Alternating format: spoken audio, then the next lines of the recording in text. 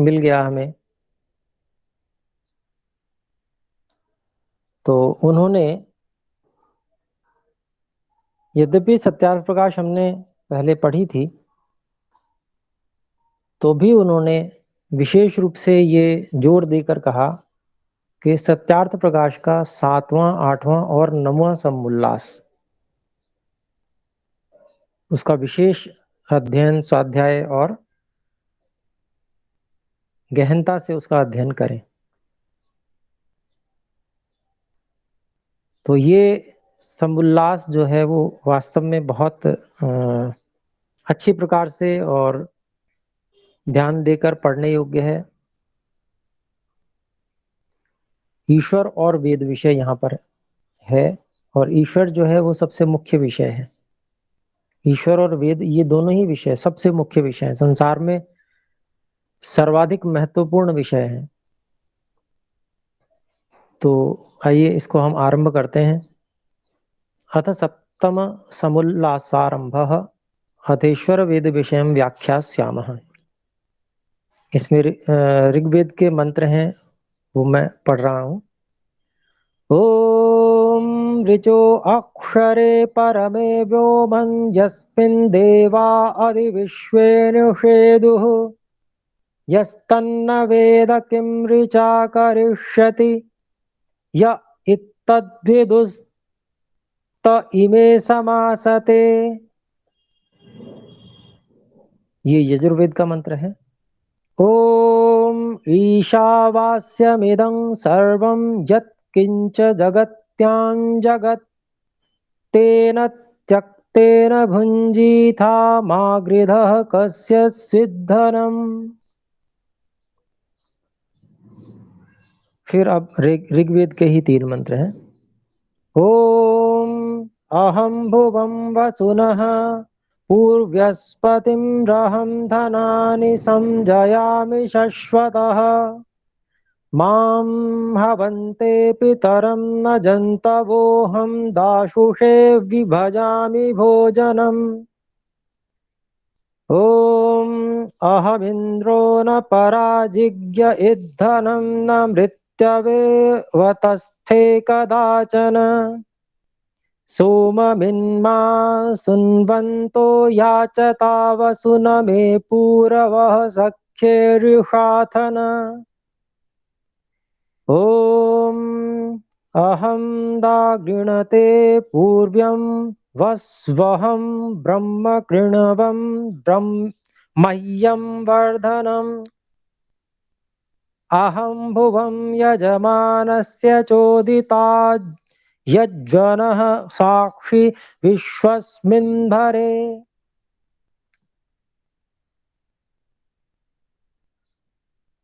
इन मंत्रों का अभिप्राय महर्षि दयानंद सरस्वती जी यहाँ पर आर्य भाषा में लिख रहे हैं। ऋचो अक्षरे, इस मंत्र का अर्थ ब्रह्मचर्य आश्रम की शिक्षा में लिख चुके हैं, अर्थात जो सब दिव्य गुण कर्म स्वभाव विद्या युक्त और जिसमें पृथ्वी सूर्यादि लोक स्थित हैं और जो आकाश के समान व्यापक सब देवों का देव परमेश्वर है, उसको जो मनुष्य न जानते न मानते और उसका ध्यान नहीं करते, वे नास्तिक मंदमती सदा दुख सागर में डूबे ही रहते हैं। इसलिए सर्वदा उसी को जानकर सब मनुष्य सुखी होते हैं।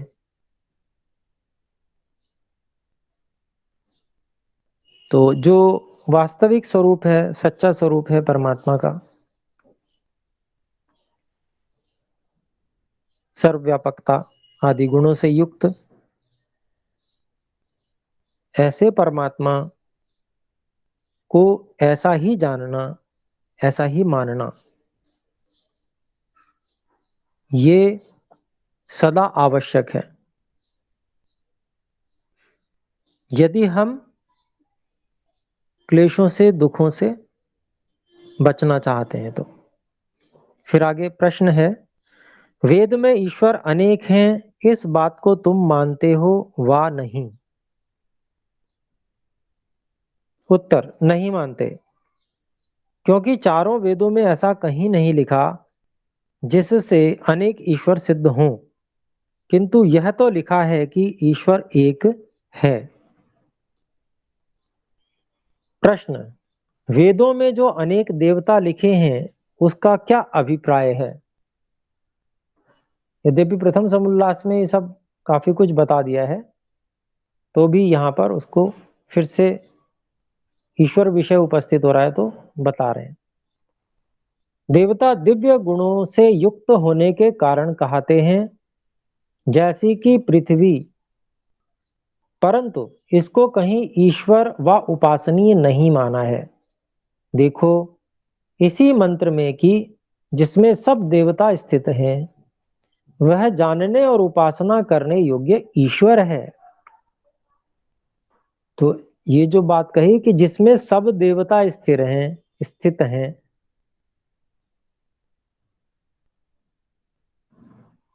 अर्थात सभी पदार्थ जो जड़ चेतन देव हैं,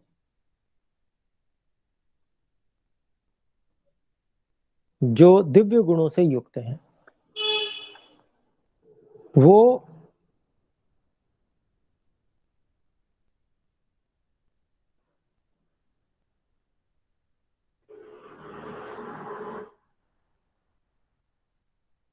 वो सारे देवता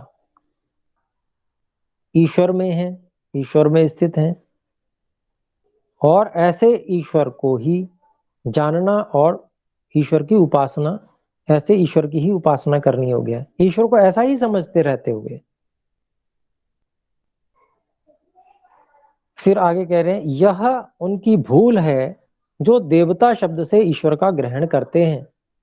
परमेश्वर देवों का देव होने से महादेव इसीलिए कहता है कि वही सब जगत की उत्पत्ति, स्थिति, प्रलय करता, न्यायाधीश, अधिष्ठाता है। फिर जो त्रयस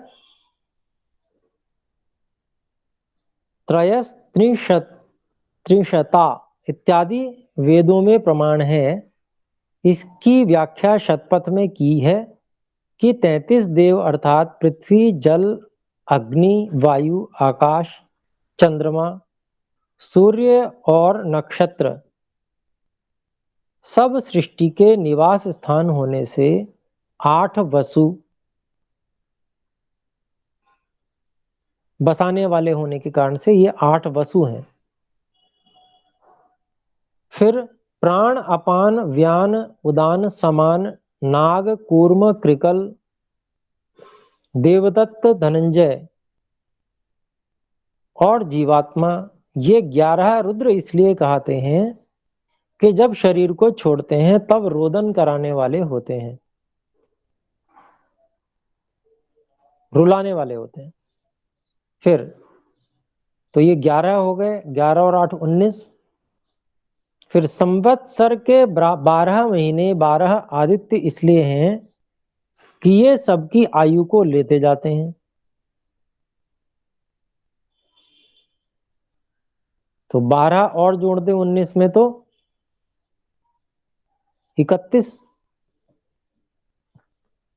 बिजली का नाम इंद्र इस हेतु से है कि परम ऐश्वर्य का हेतु है। एक इंद्र हो गया देव। 32, यज्ञ को प्रजापति कहने का कारण यह है कि जिससे वायु, वृष्टि, जल, औषधि की शुद्धि, विद्वानों का सत्कार की शिल्प विद्या से प्रजा का पालन होता है। तो यज्ञ में, यज्ञ को भी देव कहा है, वो 33वां देव हो गया। और यज्ञ देव क्यों है उसके बहुत सारे हेतु यहां पर दे दिए। यज्ञ को प्रजापति कहने का कारण यह है कि जिससे वायु, वृष्टि, जल, औषधि की शुद्धि, विद्वानों का सत्कार और नाना प्रकार की शिल्प विद्या से प्रजा का पालन होता है। तो ये सब यज्ञ कर्म में आ गए, यज्ञ में आ गए। तो वह भी देव है। ये 33 पूर्वोक्त गुणों के योग से देव कहते हैं। इनका स्वामी और सबसे बड़ा होने से परमात्मा 34वां उपास्य देव शतपथ के 14वें कांड में स्पष्ट लिखा है। इसी प्रकार अन्यत्र भी लिखा है। जो ये अन्य शास्त्रों को देखते तो देवों के अनेक ईश्वर मानने रूप भ्रम जाल में गिरकर क्यों बहकते। तो इस प्रकार से शतपथ ब्राह्मण जो महर्षि याज्ञवल्क्य जी का यजुर्वेद का व्याख्यान ग्रंथ है, उसके अनुसार इस बात को महर्षि दयानंद सरस्वती जी ने सिद्ध किया कि जो 33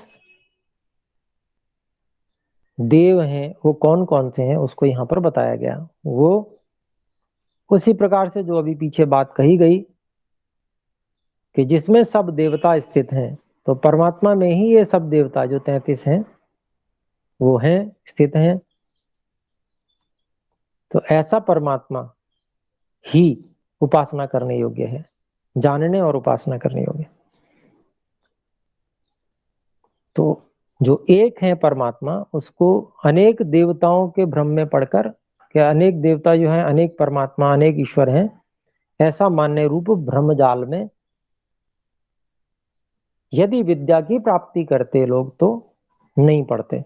विद्या की प्राप्ति करना बंद कर दिया, जो विद्या के ग्रंथ हैं वो पढ़ना बंद कर दिया, तो इस प्रकार से भ्रम में पड़ गए। फिर आगे देखते हैं दूसरे मंत्र का अभिप्राय है। हे मनुष्य, जो कुछ इस संसार में जगत है उस सब में व्याप्त होकर नियंता है, वह ईश्वर कहता है। उससे डरकर तू अन्याय से किसी के धन की आकांक्षा मत कर। उस अन्याय और न्यायाचरण रूप धर्म से अपने आत्मा से आनंद को भोग।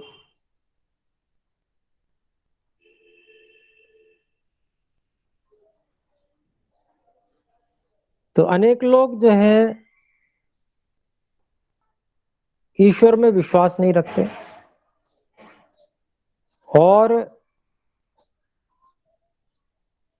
उसके कारण से वो ऐसा समझते हैं कि जो पाप और पुण्य रूप जो ये धर्म अधर्म न्याय अन्याय की रचना की गई है, ये मनुष्य ने की है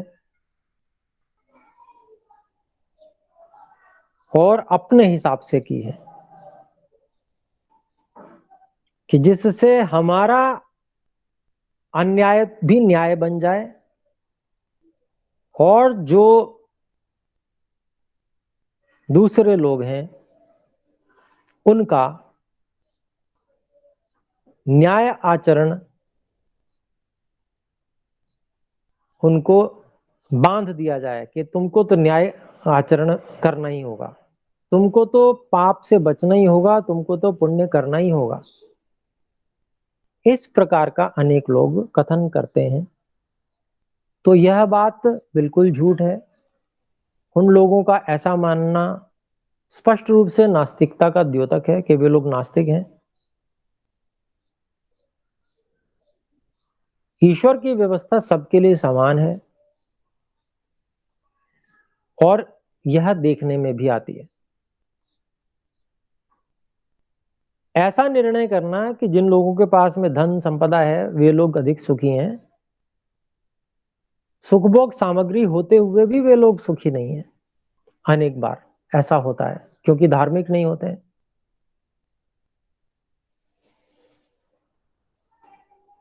जो लोग अन्यायपूर्वक धन आदि संग्रह करते हैं उनके भोग भोगने की शक्ति भी ईश्वर समाप्त कर देते हैं। भोग नहीं भोग सकते हो। कितने ही लोग हैं आप देखिए, मिठाई सामने रखिए खा नहीं सकते। वो चाहें तो जितनी मिठाई की दुकानें शहर में वो सब खरीद सकते हैं, इतनी सामर्थ्य है खरीदने की, लेकिन खा एक भी नहीं सकते। खाएंगे तो मर जाएंगे। तो जो लोग अन्यायपूर्वक अन्याय आचरण करते हैं उनके साथ भी न्याय का ही व्यवहार होता है ईश्वर की तरफ से। ऐसा नहीं है कि अन्याय करने वाले को ईश्वर न्याय नहीं देंगे, उनको दंड नहीं देंगे, ऐसा कुछ भी नहीं है। देखने का दृष्टिकोण होना चाहिए, समझ में आनी चाहिए बात। यह भी ठीक है कि जो साधन है वो सभी को उपलब्ध होने चाहिए, पर उसका यह निर्धारण भी होना आवश्यक है कि आवश्यकता कितनी है। केवल एक व्यक्ति के लिए संसार के सभी साधन कम होते हैं। एक व्यक्ति केवल हो और सारे संसार के साधन उसको दे दिए जाए ना, उसके बाद भी उसको ये लगेगा कि मेरे पास कम है।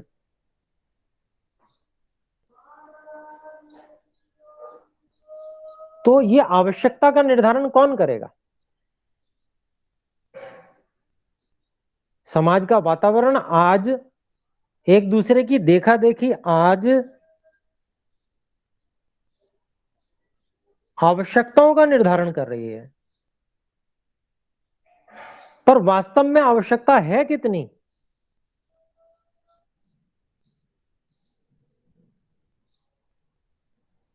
वास्तव में कितनी है जिससे कि मनुष्य की उन्नति भली प्रकार से हो सके? कितने साधनों की आवश्यकता है? तो यह तो राग, द्वेष इत्यादि से मुक्त होकर ही व्यक्ति समझ सकता है। जिसका भोगों में ही आकर्षण है, वो भोग साधनों से ही आकर्षित होकर अपनी आवश्यकताओं का निर्धारण करेगा। वास्तविक आवश्यकता का निर्धारण कैसे होगा?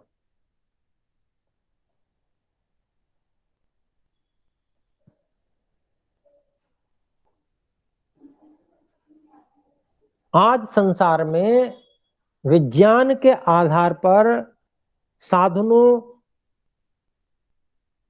का बहुतायात मान लीजिए है,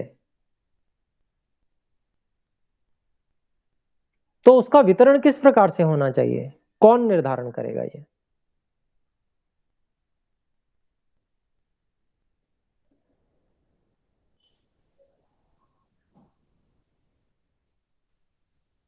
हमेशा साधनों की आवश्यकता का निर्धारण कर्तव्य निर्वाह की दृष्टि से होना चाहिए।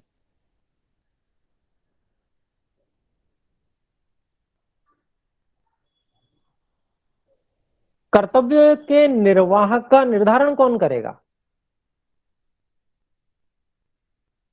प्रश्न आता है ना। देखिए, जब तक हम किसी भी चीज की तह के अंदर नहीं जाएंगे तब तक वो समस्या का समाधान ही नहीं होगा। नास्तिक लोग अपनी बात कहते रहेंगे और आस्तिक लोग अपनी बात कहते रहेंगे।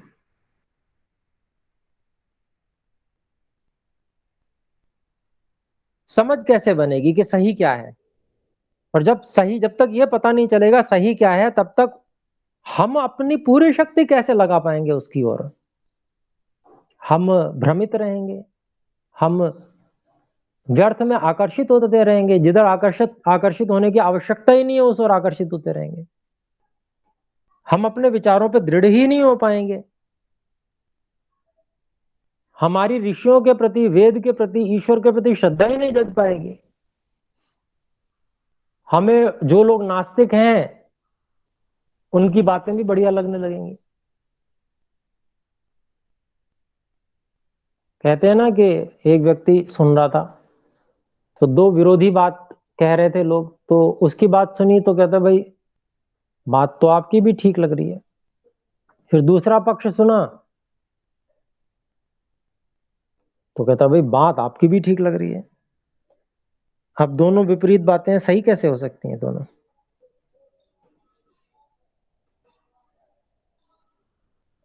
तो यह विवेक अपने पास होना चाहिए। बहुत सारे हुए हैं लोग संसार में जिन्होंने अपनी अपनी बात रखी है, कितने ही लोग हैं, परंतु हमारा मार्गदर्शक कौन होगा? इस बात को हमें समझना होगा। मैं तो इस निष्कर्ष पर पहुंच चुका हूं कि ऋषियों से अच्छा और कोई हमारा मार्गदर्शक नहीं हो सकता, क्योंकि ऋषि जो भी कुछ कहते हैं वो वेद और ईश्वर के अनुसार कहते हैं, अपनी बात नहीं कहते। वो पूरी तरह से आस्तिक हैं और जो बात वेद की है, जो ईश्वर ने कही है, वो सभी के लिए पूरी तरह से न्याय सम्मत है। उसमें किसी के लिए भी कम ज्यादा अन्याय नहीं है, क्योंकि ईश्वर तो सबके लिए समान है। आज कोई धनाढ्य वर्ग में है, परिस्थितियां बदलती हैं, वो निम्न वर्ग में आ जाता है। धनाढ्य जो निम्न वर्ग के हैं वो धनाढ्य हो जाते हैं। अनेक ऐसी स्थितियां समाज में भी देखी जाती हैं। ये उदाहरण कोई ऐसा नहीं है कि हमारे सब लोगों से बाहर हों, हमने ही अनेक उदाहरण ऐसे देखे हैं।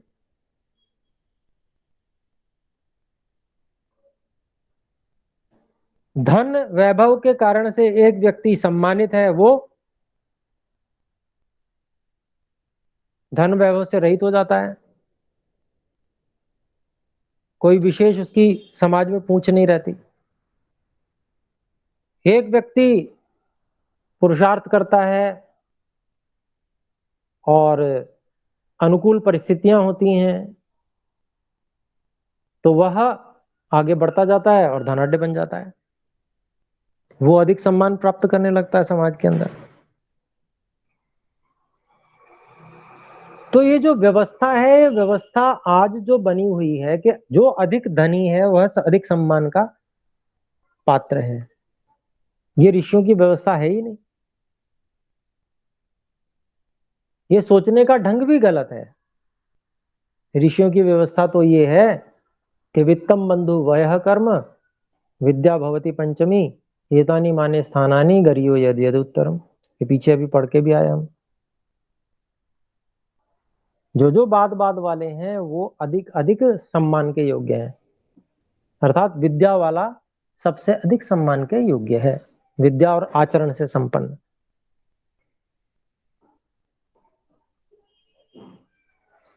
तो समाज में ऐसा वातावरण कौन बनाएगा? हम ही बनाएंगे। अर्थात जब हम विद्या के महत्व को अधिक समझेंगे, हम विद्या की ओर अधिक लालायित रहेंगे, उसके लिए अधिक आकर्षित रहेंगे, तो निश्चित ही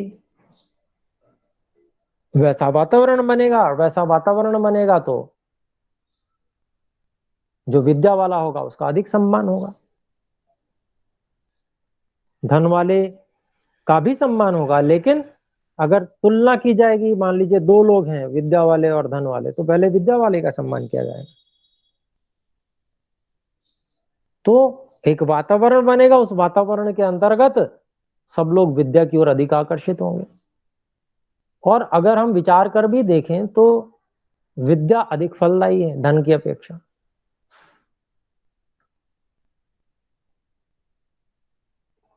धन व्यय करने से कम होता है, खर्च होता है, विद्या नहीं होती, विद्या बढ़ती है। धन वाला व्यक्ति धन लेकर कहीं जाए, उसका धन खो सकता है, और जैसे जिस स्थिति में उसका धन खो जाएगा वो अत्यंत निर्बल हो जाएगा। जब तक उसके पास धन है तब तक वो अपने आप को ऐसा अनुभव करेगा कि मैं कुछ कर सकता हूं। विद्या वाले के साथ ऐसा नहीं है, विद्या वाले की विद्या खो नहीं सकती, कोई छीन नहीं सकता, कोई चुरा नहीं सकता। और विद्या वाला व्यक्ति कहीं भी संसार में चला जाए, अपने वाणी के आधार पर वह सभी प्रकार की व्यवस्थाएं प्राप्त कर सकता है।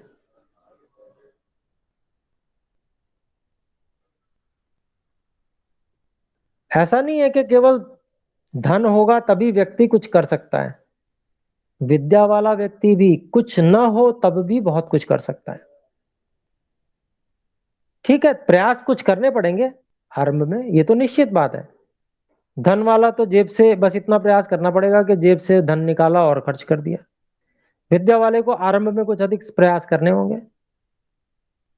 लोगों की क्या आवश्यकता है इसका अध्ययन करना पड़ेगा और अपनी विद्या के आधार पर उनको लाभ पहुंचाना होगा। और जब लाभ पहुंचा देगा तो जो लोग उससे लाभान्वित होंगे वो उसका सहयोग करेंगे, उसके प्रति श्रद्धान्वित भी होंगे। तो विद्या और धन में से अगर देखा जाए तो विद्या ही अधिक चाहने योग्य है। विद्या जिसके पास है धन भी वह कमा सकता है। तो यह जो अंतर है विद्या और धन का या ऐश्वर्य का, विद्या और ऐश्वर्य अन्य ऐश्वर्यों का, उस अंतर को स्वयं को समझना और उसके अनुसार हमारे व्यवहार भी हों। जब हम समझ जाएंगे कि हाँ हम इसके लिए बहुत अच्छा, ये साधन बहुत अच्छा है, तो उसके लिए हम विशेष प्रयास भी करते हैं और उससे आकर्षित रहते हैं और उससे लाभ प्राप्त करते हैं। सब प्रकार से अपने सभी कार्यों के लिए उसमें से लाभ निकाल लेते हैं हम और जीवन के कार्य सभी करते हैं, उसके रास्ते बनाते हैं, उसके तरीके बनाते हैं। तो यह जो एक व्यवस्था है सामाजिक, उस सामाजिक व्यवस्था को आस्तिकता के साथ में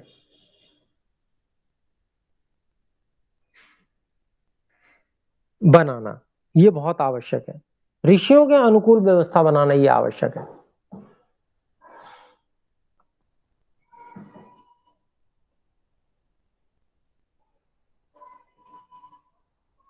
फिर एक बात और यहां पर जैसे कही गई, परमात्मा से डर कर तू अन्याय से किसी के धन की आकांक्षा मत कर। तो ये बात जो कही जाती है कि ये तो नियम जो गरीब लोग हैं उनके लिए बनाया गया है कि वो अमीर लोगों का धन न छीन लें, कि भाई तुम पाप से डरते रहो इसलिए ऐसा करो।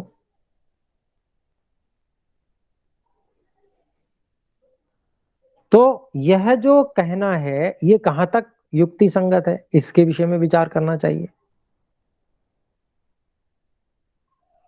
क्या अन्याय से धन की आकांक्षा किसी गरीब के ही मन में होती है? प्रश्न तो ये भी उठेगा ना।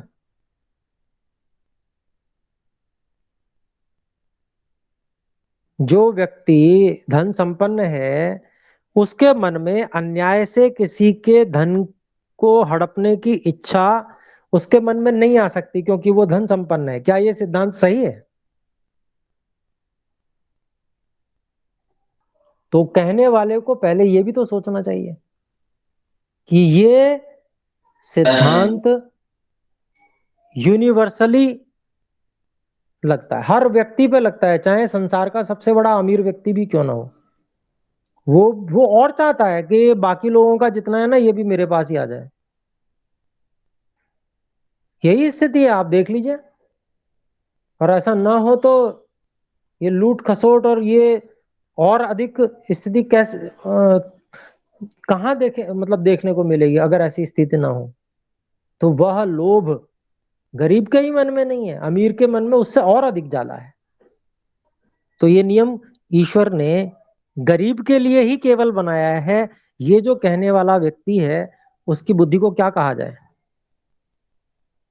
वो क्या कहना चाहता है, उससे क्या करना चाहता है, वो ईश्वर के ऊपर क्या आरोप लगा रहा है ऐसा व्यक्ति।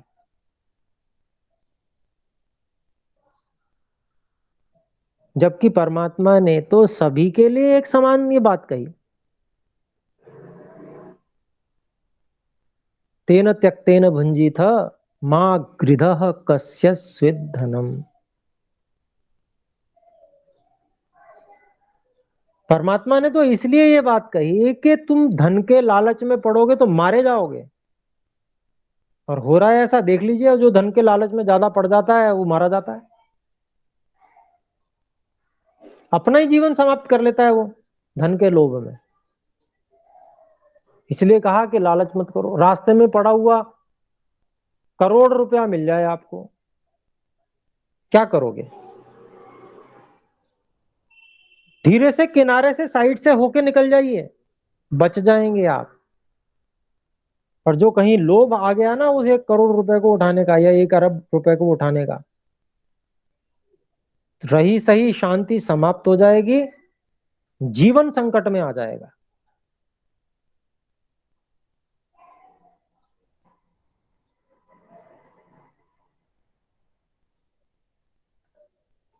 तो ईश्वर ने क्या प्रेरणा की है, किस लिए प्रेरणा की है, उसको तो समझते नहीं, और उल्टे सीधे आरोप ईश्वर पे लगाते हैं। तो ईश्वर पे आरोप लगाने से क्या हो जाएगा भाई? तुम अपना ही नुकसान कर रहे हो, अपने पैर पे कुल्हाड़ी मार रहे हो, मार लो भाई। आकाश के ऊपर जो थूकेगा उसका क्या हाल होगा? वो थूक उसी के मुंह पे आके गिरेगा। तो ऐसे जो लोग हैं, ऐसे लोगों को, ऐसे लोगों से सावधान भी रहना चाहिए। और वे लोग कोई ऐसा, ऐसे लोग नहीं है जो समाज में कोई सुव्यवस्था बनाना चाहते हैं।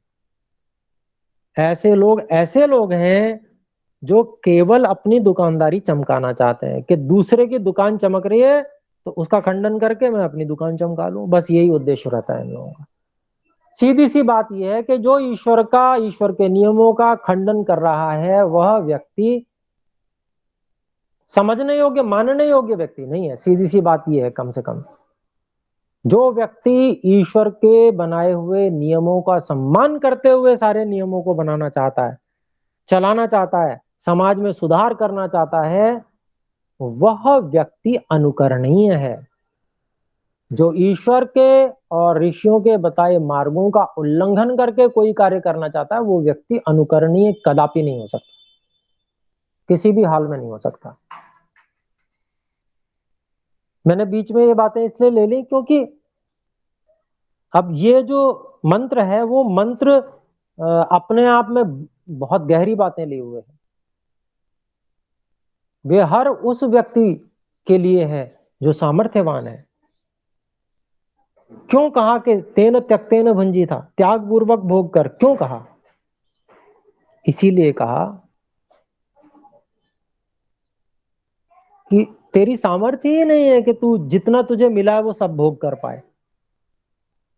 तो क्या होगा? उसका नाश ही तो होगा, या छोड़ के जाना पड़ेगा। शेनवत सुख दुखी त्याग वियोगाभ्याम, महर्षि कपिल जी कहते हैं।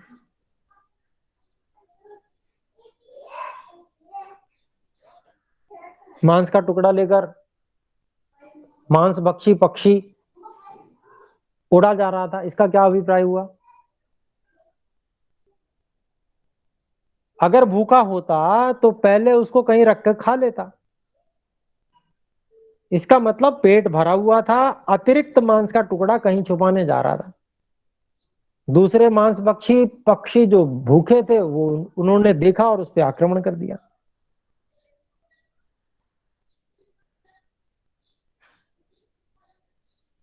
और जब आक्रमण कर दिया तो अब दो ही रास्ते हैं।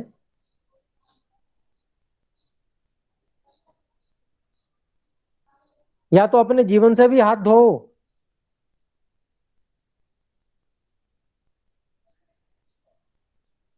अपने शरीर के भी चिथड़े उड़वा लो, या मांस को छोड़ के अलग हट जाओ, जिसको खाना होगा खा ले।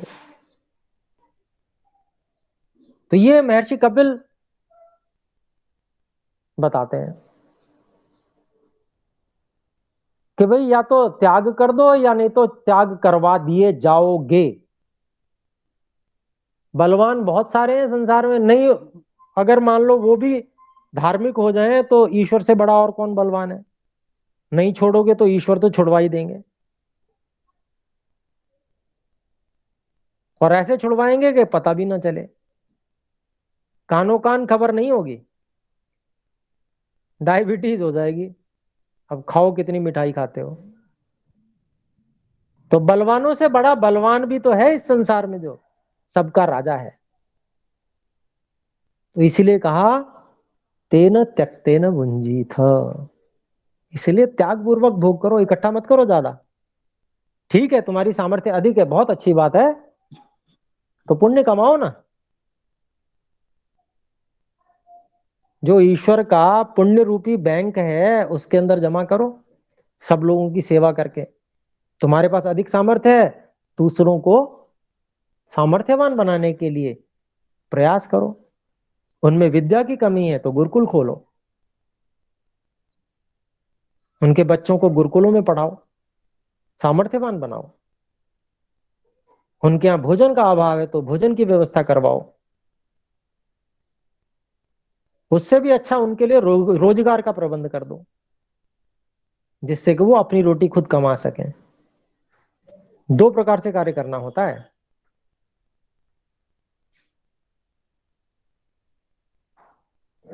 एक,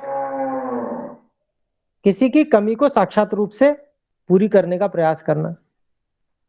दूसरी, उसकी कमी को इस प्रकार से पूरा कर देना, सामर्थ्यवान बना देना कि वह स्वयं कुछ करने में समर्थ हो जाए। तो सारी जिम्मेदारी सरकार की है क्या?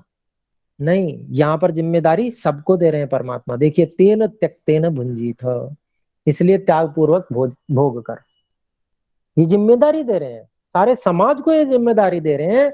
हर वो समर्थ व्यक्ति जिसके पास में उसकी आवश्यकता से अधिक है, उस हर व्यक्ति का ये कर्तव्य है कि वो सबके हित के लिए कार्य करे।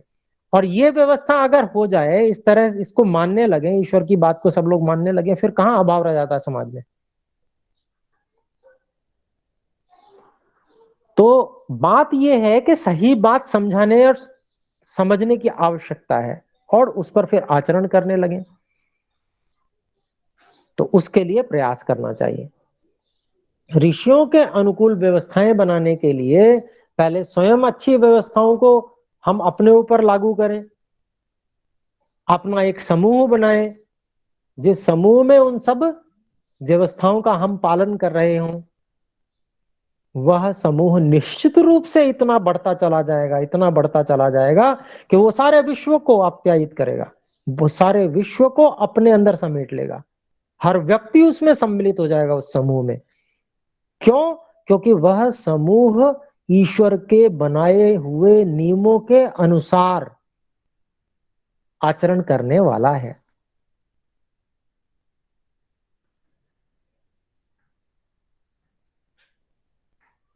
वैसे समूह बनाने का आर्य समाज के रूप में प्रयास हुआ था, परंतु सिद्धांत सिद्धांत रह गया, आचरण नहीं रहा, तो वो समूह भी समूह घटता जा रहा है, कम हो रहा है।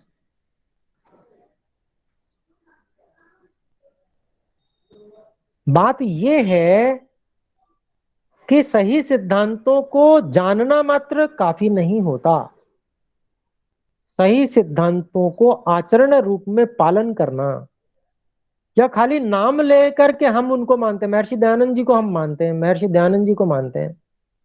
महर्षि दयानंद जी ने मूर्ति पूजा का विरोध किया, इसलिए हम मूर्ति पूजा नहीं करते। केवल इतने मात्र से क्या हम ईश्वर के आदेशों का पालन करने वाले हो गए? अगर हो गए होते तो हम बढ़ते, निश्चित बात थी, हमें कोई रोक ही नहीं सकता था। परंतु कोई और लोग बढ़ रहे हैं, हम घट रहे हैं। इसका अभिप्राय क्या है? इसका अभिप्राय यही है कि कहीं ना कहीं कमी है, उस कमी को दूर करना है। उस कमी को यदि हम दूर करने के लिए कोई प्रयास नहीं करते हैं, और हम जो एक प्रवाह संसार में बहा चला जा रहा है, उसी के एक भाग बनते हुए जा रहे हैं, उसी प्रवाह में बहते हुए जा रहे हैं। केवल नाम लेते हैं कि जी हम आर्य हैं, नाम से आर्य हैं, केवल हम नाम लेते हैं कि हम आर्य समाजी हैं, या हम नाम लेते हैं कि हम ईश्वर को मानने वाले हैं, आस्तिक हैं। तो इतने से बात नहीं बनती, इतने से काम नहीं चलता, बल्कि जो अपने सिद्धांत हैं उनको पूरी गहराई से अच्छे से जानना और उनको आचरण में लाना, ये हमारा सबका कर्तव्य बनता है। अधिक मेहनत है, निश्चित है, क्योंकि मार्ग भी हमने वैसे ही चुना है, उसमें मेहनत है। लेकिन यदि हम उस मार्ग का अनुसरण करते हैं तो उत्कर्ष भी उतना ही अधिक होने वाला है, ये पक्का है।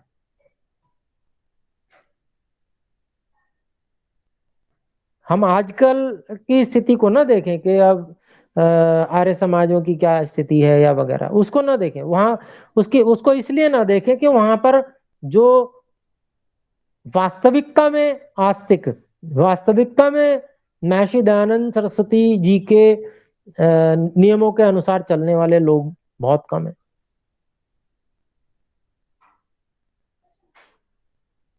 और संगठित नहीं है, आपस में एक दूसरे के साथ सामंजस्य नहीं है,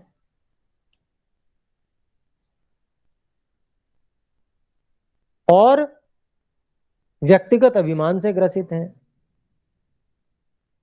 व्यक्तिगत महत्वाकांक्षाओं से ग्रसित हैं। मेरी योग्यता चाहे कितनी भी हो, लेकिन मैं सबसे ऊपर होना चाहिए, ये समस्या है। योग्यता कम है तो मैं पीछे रहूं, ऐसी इच्छा तो किसी की भी नहीं है। ऐसी इच्छा हो जाए कि जितनी मेरी योग्यता है मैं वहीं पर रहना चाहिए, मुझे वैसा ही काम होना चाहिए, मिलना चाहिए, जो ये भाव आ जाए तो संगठन ना हो जाए, तो संगठन हो जाए तो सबसे आगे बढ़ जावे आर्य। तो ये जो समस्याएं हैं, ये इन समस्याओं से ऊपर उठकर समूह बनाने की आवश्यकता है, और उस समूह के अंदर अपने लोगों को विशेष रूप से ईश्वर भक्ति, ईश्वर को समर्पण इत्यादि के साथ में, योगाभ्यास, इस सब के साथ में अपने अपनी उन्नति, आंतरिक उन्नति, विद्या की उन्नति, इसको विशेष रूप से आगे लेकर चलने की आवश्यकता है। और तब हम उत्तम समूह और उत्तम व्यवस्थाओं को बना पाएंगे, जिसमें सभी लोग, अधिकांश लोग, सभी तो नहीं हो पाते हैं सुखी, क्योंकि जो जिसके अंदर दुर्भावना है वो तो दुखी होना आवश्यक है, ईश्वर का नियम है, वो तो दुखी रहेगा। तो लेकिन फिर भी अधिकतम लोग आनंदित रह सकें, सुखी रह सकें। क्यों रह सकते हैं अधिकतम लोग आनंदित सुखी?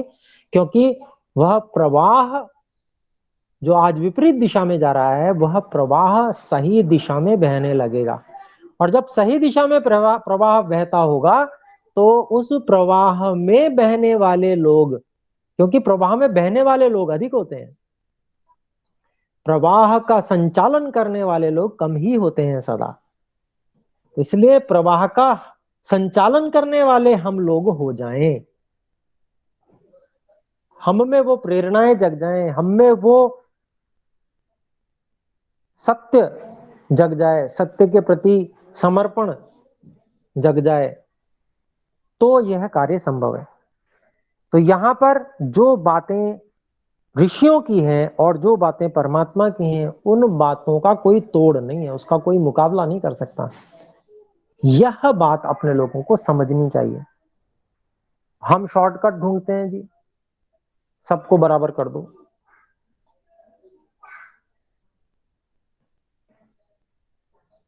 ठीक है, अंदर से सबके लिए सम्मान का भाव हो, सभी को हो, पर क्या जबरदस्ती किया जा सकता है? ये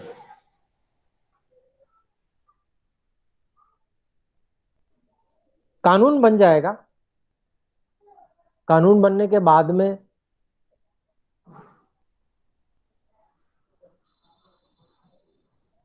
यह कार्य बिना प्रचार के, बिना सत्य, लोगों को अच्छे आचरण को अपने दिखाए, एक बड़ा समूह जब उत्तम आचरणों को करता हुआ दृष्टिगोचर हो, तब दूसरा समूह उसको देखकर सीखता है। जैसे एक व्यक्ति दूसरे व्यक्ति के उत्तम आचरणों को देखकर सीखता है। तो जब तक ये स्थितियां हम उत्पन्न नहीं करेंगे, उदाहरण प्रस्तुत नहीं करेंगे, तब तक प्रशिक्षण नहीं हो सकता। केवल प्रवचन से भी प्रशिक्षण नहीं होता। यद्यपि उपदेश बहुत अधिक लाभदायक होता है, और ऋषियों ने के भी कहा है, असकृत उपदेशात आवृत्ति ही असकृत उपदेशात, सांख्य दर्शन में महर्षि कपिल कहते हैं। उपदेश की अब उपदेश सुनना चाहिए। उपदेश का भी बहुत अधिक महत्व है, लेकिन उससे भी अधिक महत्व आचरण का है।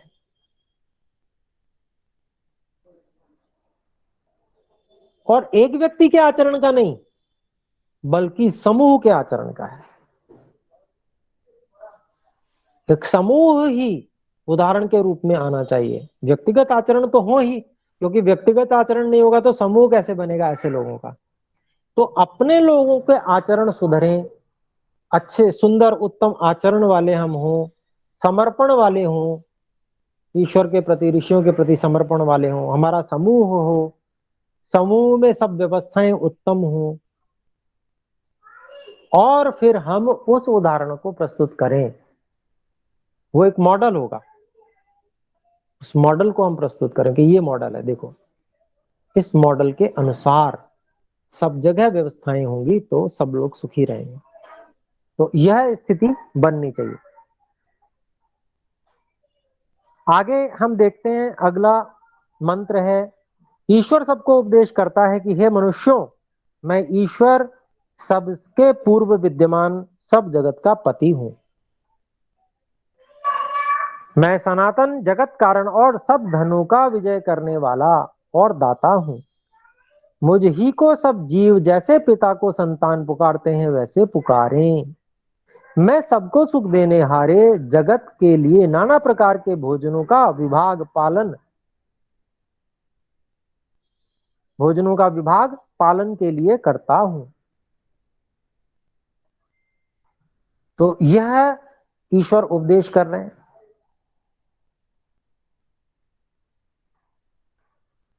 तो जो लोग ईश्वर को नहीं मानते उनको, या गलत मानते हैं उनको, अपने लोगों को अवसर आने पर सही बात अवश्य बतानी चाहिए।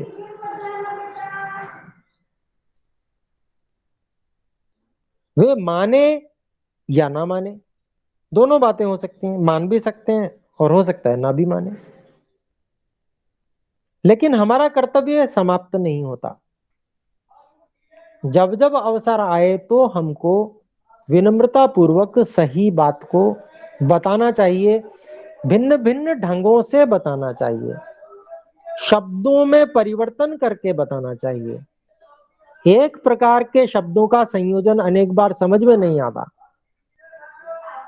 परंतु परिस्थिति बदल जाती है, शब्दों का संयोजन बदल जाता है, और दूसरे व्यक्ति के हृदय में बात बैठ जाती है, समझ में आ जाती है। तो इसलिए आग्रह, सत्य के प्रति आग्रह, और अपने कर्तव्य का निर्वहन अपने लोगों को बंद नहीं करना किसी भी हाल में। हाँ, विधि यह होनी चाहिए कि उसमें विनम्रता हो, प्रेम हो, सेवा हो, उपकार का भाव हो।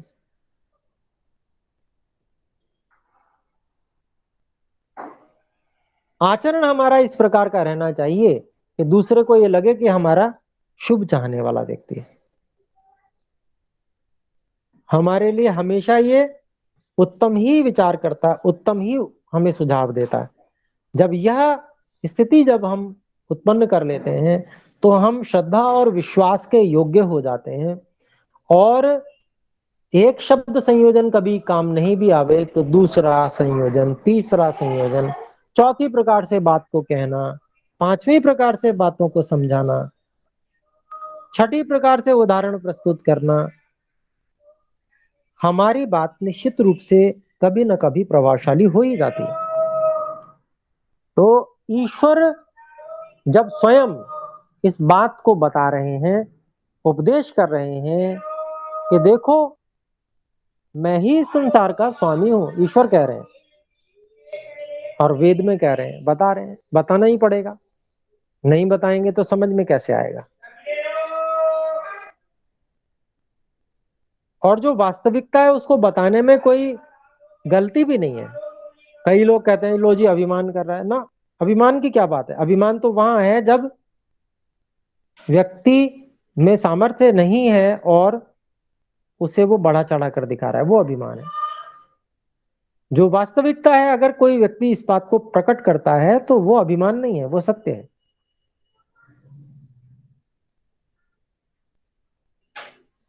हम लोग जो कुछ भी करते हैं वो हमारी अपनी सामर्थ्य नहीं है, उसमें ईश्वर की सहायता इतनी अधिक है कि हमारी सामर्थ्य तो उस कार्य में बहुत कम है। तो इसलिए अपने लोगों को तो निश्चित रूप से ईश्वर को समर्पित रहना ही चाहिए। हम अगर कोई भी कार्य अच्छा करते हैं और उस कार्य का श्रेय हम सारा का सारा स्वयं लेना चाहते हैं तो यह अभिमान के अंतर्गत ही आ जाएगा, क्योंकि उसमें हमारा भाग तो बहुत कम है, ईश्वर की सहायता का भाग बहुत अधिक है। तो यूं कह सकते हैं कि ईश्वर की कृपा से हमने ऐसा किया।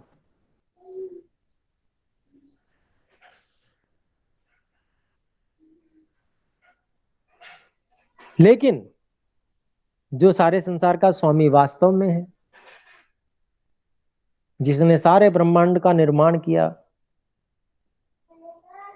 और इस समय भी सबका पालन कर रहे हैं और आगे भी करेंगे, तो उनके कहने में कोई दोष नहीं है।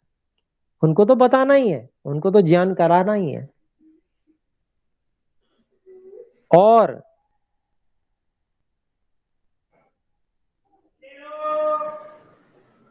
इस बात को ईश्वर बता रहे हैं कि मैंने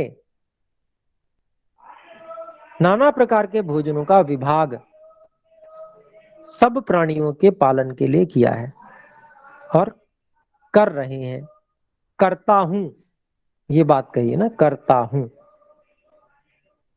करता हूं मतलब हमेशा करता हूं, पहले भी करता था, आज भी कर रहा हूं और आगे भी करूंगा, करता हूं।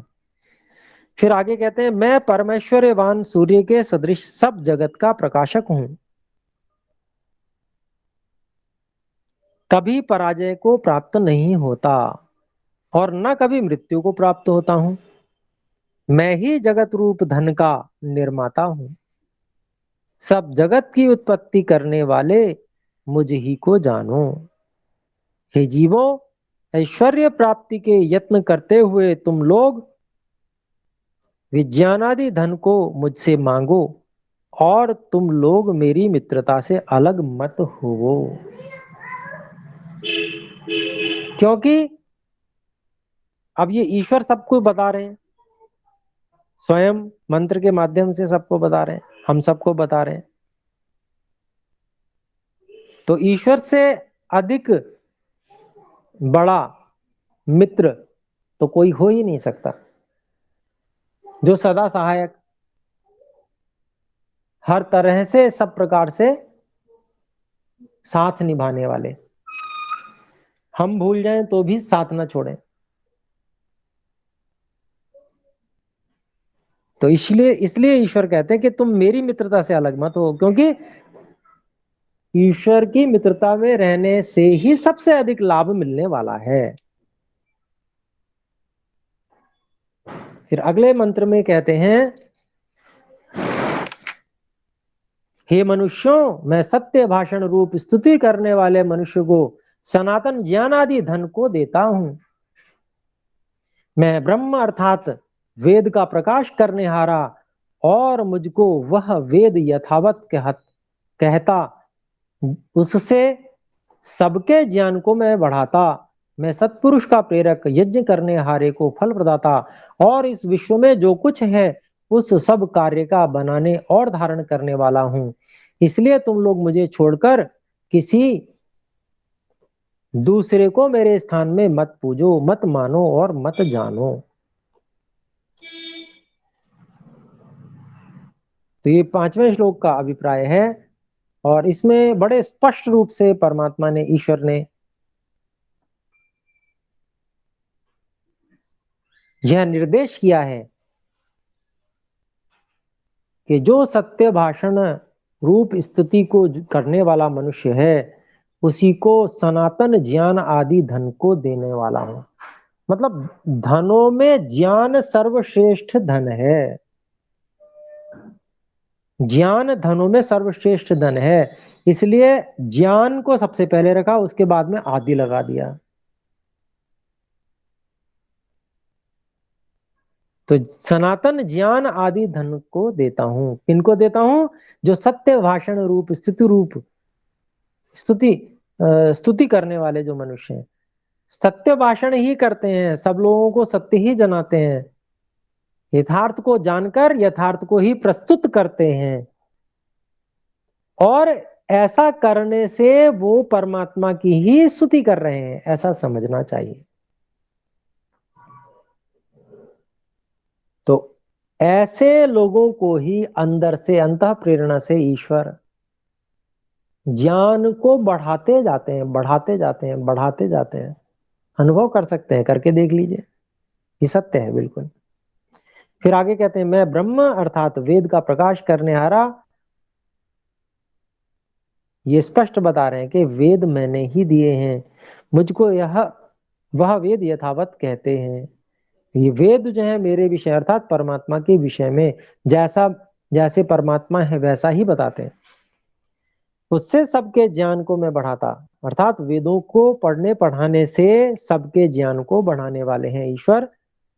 फिर कहते हैं, मैं सत्पुरुष का प्रेरक, यज्ञ करने हारे को फल प्रदाता। तो जो भी अच्छे अच्छे कार्य करने वाले हमको दिखते हैं, जो अच्छे लोग हैं, उनके अंदर से प्रेरणा करने वाले कौन है? वो ईश्वर ही हैं। अन्य प्रकार से भी सहायता कर रहे हैं तो प्रेरणा भी ईश्वर की ही है उत्तम कार्यों को करने में। अनेक लोग कहते हैं भाई मैं ईश्वर को नहीं मानता मगर मैं अच्छे कार्य को करने में विश्वास करता हूं। तो वे लोग भोले हैं। वो लोग, उनको पता ही नहीं है कि वो जो अंदर से प्रेरणा आ रही है, जो उत्तम उत्तम कार्यों को करने की प्रेरणा आ रही है, वही तो ईश्वर की प्रेरणा है। बाहर से वो यूं कह रहे हैं, ऊपर ऊपर से ईश्वर को नहीं मानते, वास्तव में वो जो अच्छा काम कर रहे हैं वो ईश्वर को मानते ही हैं, इसीलिए वो अच्छा कार्य कर रहे हैं। वो मानते हैं का मतलब अंदर की अंतः प्रेरणा को मान रहे हैं ना। वो ईश्वर की ही प्रेरणा है, उसको मान रहे हैं तो ईश्वर को मान रहे हैं, ऐसा समझना चाहिए। अभिप्राय ये है। तो वो ऊपर ऊपर से ऐसा कह देते हैं, वास्तविकता ऐसी नहीं होती। जो अच्छा कार्य करने वाला व्यक्ति होता है वह निश्चित रूप से आस्तिक है। इसीलिए यहां पर कहा, मैं सत्पुरुष का प्रेरक। जो भी अच्छे कार्यों को करने वाले लोग हैं उनको अंदर से प्रेरणा ईश्वर की ही है। आगे कहते हैं, यज्ञ करने हारे को फल प्रदाता, और जो परोपकार रूपी यज्ञ रूपी कर्म करते हैं उनको फल को देने वाले हैं। और इस विश्व में जो कुछ है उस सब कार्य को बनाने और धारण करने वाला हूं। दोनों बातें कहीं, सब कुछ को बना भी मैं रहा हूं, बनाया भी था, अब भी बना रहा हूं, और इसको धारण भी मैंने किया हुआ है, ऐसा ईश्वर कह रहे हैं। तो ये सब वेद मंत्र ईश्वर की महानता को ही नहीं बल्कि हमारे लिए ईश्वर की उपासना को करने में सुविधा देने वाले हैं। अब देखिए, जब हम ईश्वर को सब कुछ का धारण करने वाला देखने लगते हैं तो अब हम जहां देखेंगे वहां ईश्वर की शक्ति ही दृष्टिगोचर होगी। कुछ भी है तो वो उस रूप में धारण किया हुआ किसने है? तो परमात्मा ने है। यह जो गुण है ईश्वर का, यह ईश्वर की उपासना या कहें कि ईश्वर को समर्पित रहने के लिए बहुत ही विशेष कार्य करने वाला है। क्योंकि जब तक व्यक्ति अंतः प्रेरणा को पहचान नहीं पाता, स्वयं में परमात्मा को स्वीकार नहीं कर पाता, उसको समझ नहीं पाता, तब तक बाहर की वस्तुओं में ही ईश्वर सब कुछ को धारण कर रहे हैं। इस बात को देखकर बनाया है, ठीक है, ये थोड़ी सी दूर की बात हो जाती है, बनाया है, लेकिन उससे ज्यादा बना रहे हैं। तो जो चीजें जैसे पौधे हैं इत्यादि हैं और बच्चे, उनके शरीर बढ़ रहे हैं, हमारा शरीर भी बढ़ता घटता है, जो भी वो सब कार्य ईश्वर कर रहे हैं। और साथ में हर वस्तु को धारण करने वाले ईश्वर हैं। इस बात से हम ईश्वर को बहुत आसानी से समर्पित रह सकते हैं। तो जिधर देखें उधर ईश्वर की कृपा, ईश्वर की धारणा शक्ति हमें देखने में आएगी। फिर आगे कहते हैं, इसलिए तुम लोग मुझको छोड़कर किसी दूसरे को मेरे स्थान में मत पूजो। ये कह रहे हैं कि मैंने तुम्हें इसलिए ये सब इसलिए बताया है कि तुम मुझे समझो। ईश्वर कह रहे हैं देखो कि तुम मुझे समझो कि मैं क्या हूं, मैं वास्तव में क्या कर रहा हूं, तुम मुझे समझो।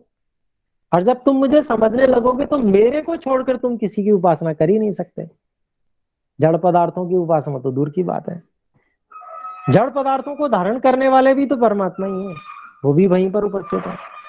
तो जड़ और चेतन में भेद करके जड़ की उपासना छोड़कर जड़ को धारण करने वाले परमात्मा की उपासना और परमात्मा को समझकर समर्पित रहने का प्रयास व्यक्ति करने लगेगा।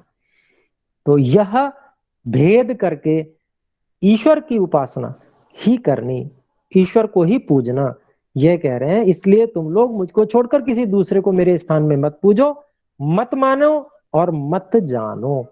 ये सब बातें इन 5 मंत्रों के माध्यम से हमने समझी। समय हो चुका है, कुछ अधिक ही ज्यादा ही हो गया, 6 मिनट। तो आइए एक बार ओम का इससे पहले यदि कोई छोटी सी बात कोई हो, पूछना चाहे तो पूछ सकते हैं।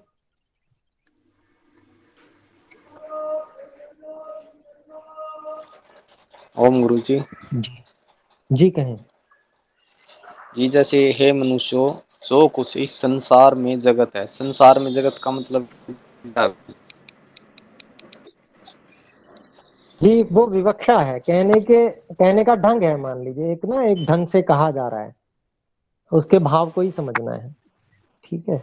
उसका भाव यही है, संसार में जगत है मतलब संसार में जो कुछ भी दृश्य अदृश्य पदार्थ हम देख रहे हैं या अनुभव में आ रहे हैं, वो सभी पदार्थों के लिए है। आवाज तो आ रही होगी, मैं समझता हूँ। इनकॉल मैसेज आया है कि आवाज नहीं आ रही है।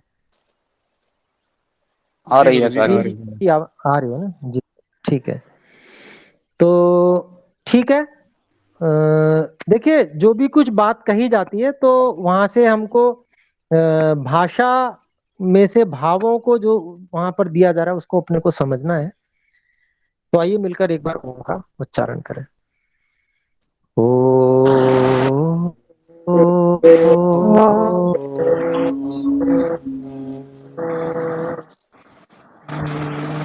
सभी को सादर नमस्ते गुरु जी। नमस्ते गुरु जी। नमस्ते जी। गुरु जी। नमस्ते। नमस्ते।